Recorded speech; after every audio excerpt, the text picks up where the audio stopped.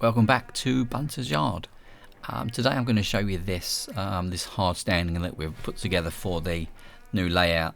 Now I wasn't going to record this because I missed the beginning off, but it's just I put a picture on Instagram and a few people have asked me to show how it was done. So this is it. So the basic construction is just to get the level up. We've used this mount foam core, which is 5mm thick, and it depends on the height of your your underlay. If you're using underlay, you may need thicker or not as thick. And then it's got this mount board on the top, which is like a photo mount board, and it's about 1mm thick, but it's got a little bit of a texture on the top, which is nice. So it saves me having to create texture with any paints and so on. And then just in between the tracks, we've just cut this strip, which I think was 13mm, and that just lays in between, and that's all held down with PVA. Just neat PVA brushed in, and lots of weight left overnight to keep it flat, because it does sometimes curl if you get too much moisture in. And then the shed fits on the top like that, and you can see it's oversized, and we just make it obviously oversized so people can walk around the outside and so on. So we need to get some colour down to make that look like a concrete, and I've just used a couple of different shades of grey. Not going to be too fussy because we don't want it all especially uniform colour, so it'll be a little bit blotchy, a little bit patchy, and that's the kind of the effect that we're going for. I end up going over this a couple of times with different colours, slightly different shades, slightly lighter, slightly darker, just to create a patched effect. Now normally when concrete is laid in sort of these slabs, they're not laid in one go, they're going to be laid in a few passes, do a section at a time, and the colours will vary ever so slightly, so you can mix and match the colours up to a degree, add in some repairs, that sort of thing, and that's just kind of what we're doing here. In retrospect, it might be wiser to actually paint this with like a spray can before it was fitted, but I wanted to get it down and held in place with the PVA, so it sort of resists the temptation to curl anymore, as these do sometimes when you add paints to these.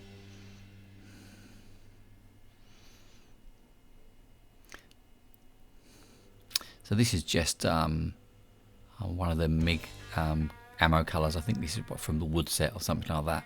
So it's just a sort of mid-grey, and this comes straight out of the bottle, so there's no need to mix it down. And coverage isn't too bad. Like I say, it gives us this sort of patchy colour that I'm after. Now the inside, not too fussed on that. We're not going to see a lot of the inside of the track. It's going to be quite dark in there for now. Maybe in the future, if we do any interior decoration to the engine shed, then maybe we'll look at the inside and see if we can create any polished concrete or anything like that. I'm not quite sure yet. I haven't really decided, but just want to get the basics down for now.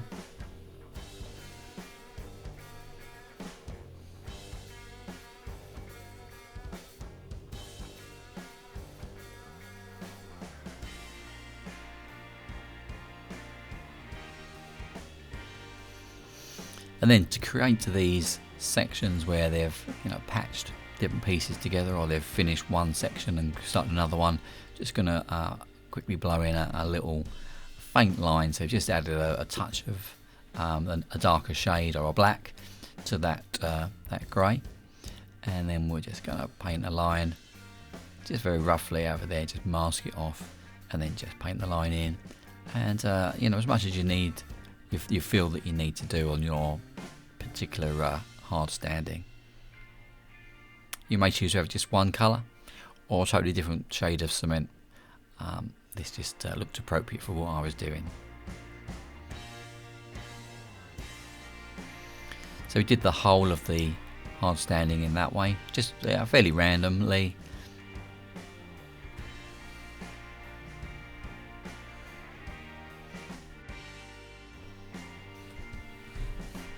So it's just going to mark where the shed's going to go. Just etch that with a little line, just so I know where to work from, because we're going to have a few extra bits going on, and they need to know where the edge of the shed will be. And I'm only going to do this one side. I'll go around the back and do the other side at some point, and finish off. I just want to show you some of the bits we're doing.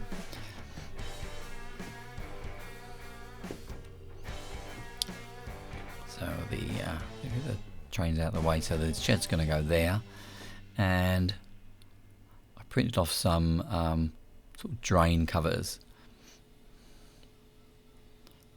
and they're going to go sort of there, I think. So I just want to mark those just so we know where they're going to go, because I need to recess them into the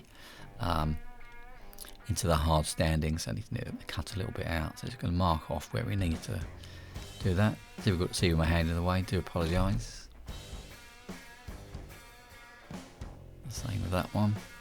These are resin, which I've just printed. It was a design I've got from Colts 3D, I think, or one of those, Thingiverse, I'm not sure.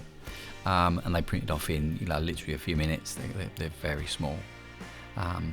You can buy laser cut ones from like Scale Model Scenery, that sort of thing, if you choose to.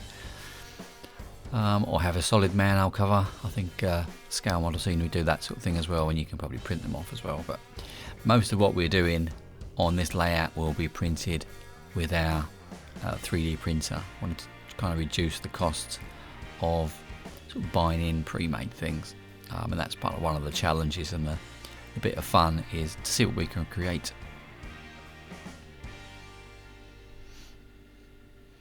So just need to cut this back by about 2mm, so just need to dig away really until we get the right level. So we're going to go through that mount board and then into the foam core. So you just need to chip away.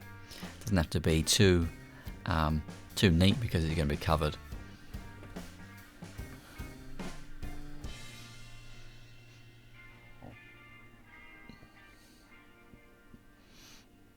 Now I find it easier to paint these smaller items, so these are the manhole covers, and then we've got some catch pits, and these come in different sizes, different heights, and these are 6.35mm, so they kind of come up to the top of the hard standing.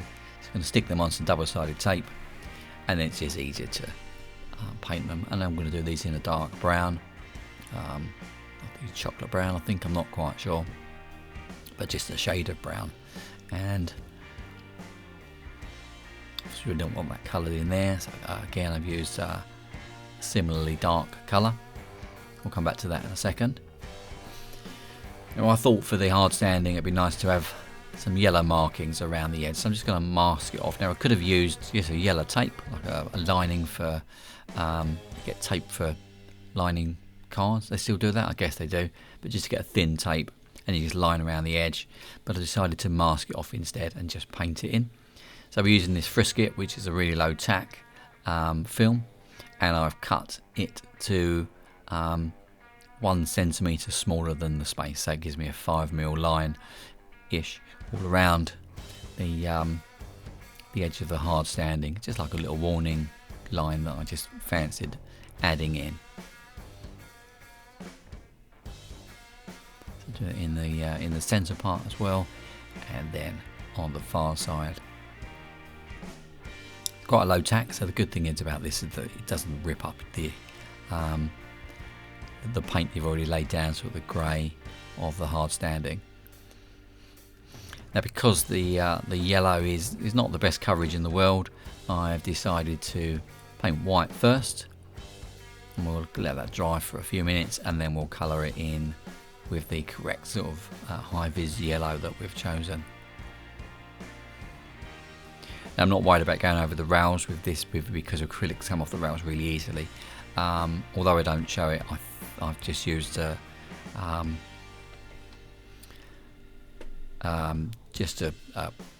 rubber, just a track cleaner, just to clean it off.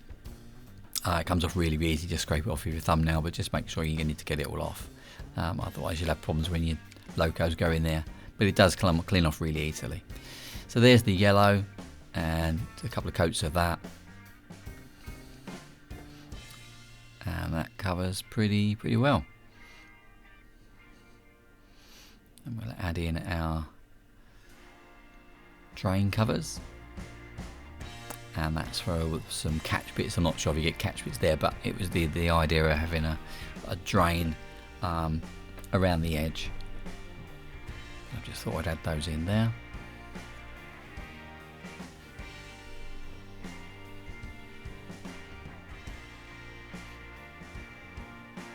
Now, the engine shed will be weathered at some point in the future, so there'll be another video if you're interested in watching that. So pops it back into place just so we can see the kind of what we're building up to. Now I've got a railing to go around the side, which is like this key lock sort of scaffold type stuff,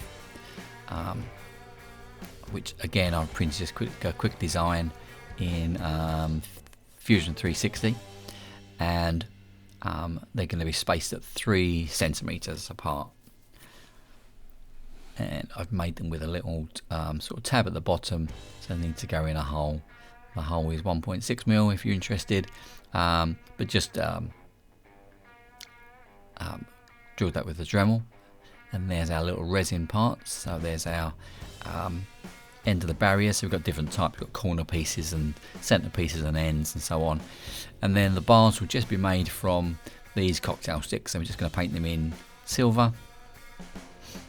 And there's our parts all ready to go. So there's different styles, as I say. So we'll start off with, if we can find it. There he is. No. There we go. So this is a corner piece. So this is like a 90-degree angle. Dip it in some super glue, bob it into place into the foam core, and then just orientate it correctly.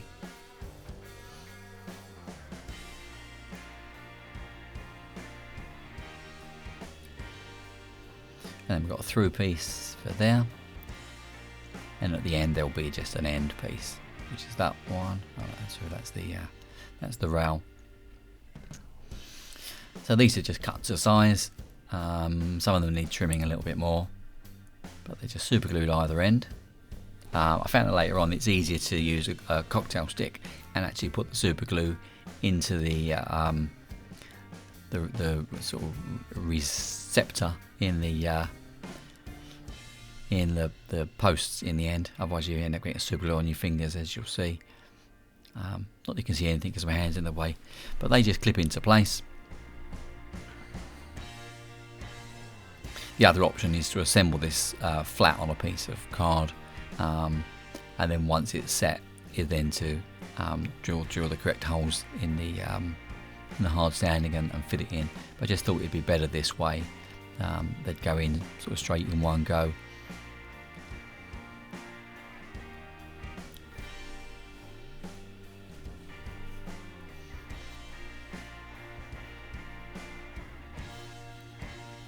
Should have filmed this from the other side so you can see what I'm doing more. So I do apologise for my hands and my new blue shirt from Sainsbury's. So that's the first bar in place, and then we just cut the second one to size, and that's going to fit into the top. You can see how this is going to go anyway, so I'm sure I don't need to show too much of this.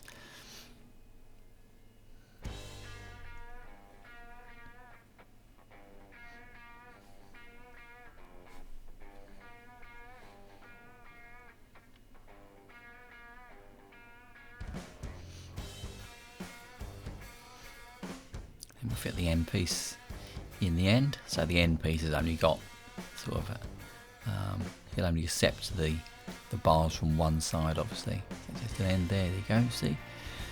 And again we'll fit the same again.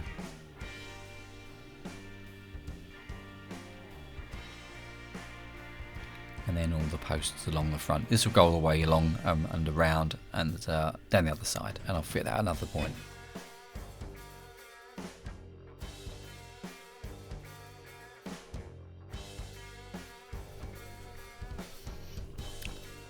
And there it is in place, and it all needs a bit of weathering. I'm not going to do that in this video. We just kind of wanted to show the sort of effect that we're going for. So lots of resin bits already printed that I've been sort of playing with over the last few months, and that are available for sale on the website if you're interested. So these have all been painted already. So I've used these before in different shots, but just a few extras just to add them in, just to give me an idea of yeah, kind of how it's going to look. So just got a few random things. The grip bins are new. Some oil drums, wheelie bins, stacks of pallets and that sort of thing. then once the engine shed's weathered, it'll look a little bit better, and then we'll put some weathering on the hard standing as well, some sort of traffic marks, that sort of thing. And then we've got signage already to go up on the side of the engine shed as well. Looking forward to getting into that. Also got some lights for the front and so on, so I haven't done those before. So yeah, just a bit of added interest later stage with that.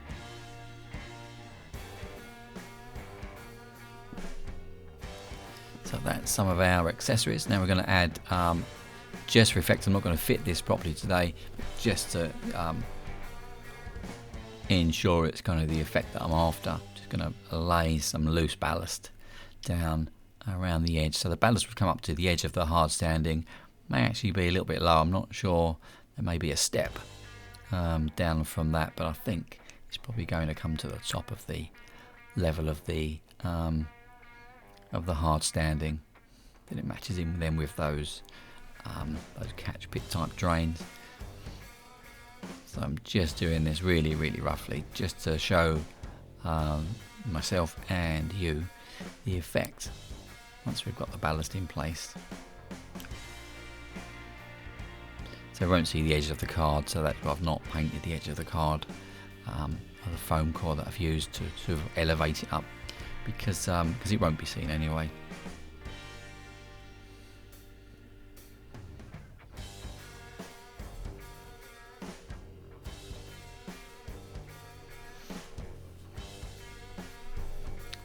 Just going to clean it back just a little bit. Like I say, just really to give the effect. And this is not, we're not going to glue this down at any point. Just now. It's going to be some extra track run along the sides. I'm not quite sure how close they're going to be, but this is just, like I say, just for effect, just to let me know that it looks okay. Probably going to use different colour ballast anyway. It's a bit light in this. For this, I think it should be maybe a bit darker grey. This is what I had to hand.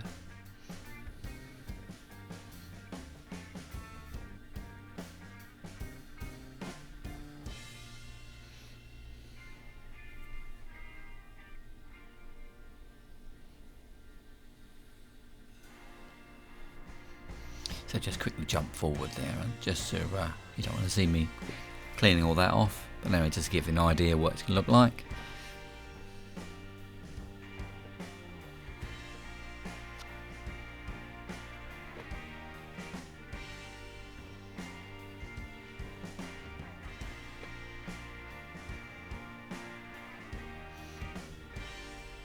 Just using that piece of card just to level it off a little bit.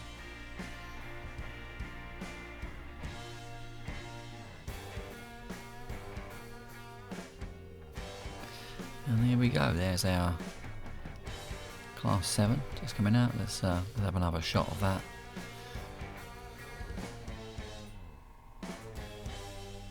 And there we go.